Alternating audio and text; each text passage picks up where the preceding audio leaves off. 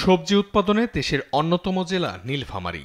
এখানকার সবজি স্থানীয় চাহিদা মিটিয়ে সরবরাহ হয় পুরো দেশে। তবে ফুলকপি বেশি চাষ হয় সৈয়দপুর উপজেলায়। তবে এবছর আগাম ফুলকপি চাষ করে লোকসানের মুখে পড়েছেন চাষিরা। টানা বৃষ্টিপাতে অধিকাংশ ক্ষেতই নষ্ট হয়ে গেছে। এর পাশাপাশি দেখা দিয়েছে অজানা পোকার আক্রমণ। যাদের ক্ষেত রক্ষা পেয়েছে তারাও পাননি ভালো ফলন। লাভ তো দূরের কথা, উৎপাদন খরচই তুলতে পারবে কিনা এ নিয়ে শঙ্কিত তারা। ৩-৪ বিঘা আগাম কপি লাগাইছি। মোটামুটি লাভের আশায় কপিটা আগুন লাগা হয়েছে।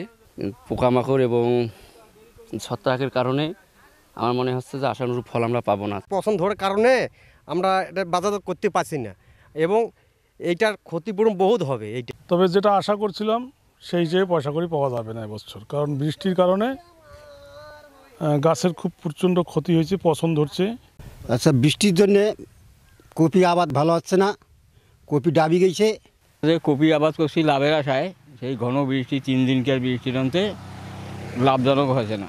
নভেম্বর মাসে বৃষ্টি হওয়ার কারণে কিছুটা পানি জমেছিল, সেই জন্য ফুলকপির কিছুটা ক্ষতি হয়েছে। রোগ ধরেছে, তার জন্য আমরা পরামর্শ দিচ্ছি রোগনাশক দেওয়ার জন্য, এবং আমাদের পরামর্শ অব্যাহত আছে।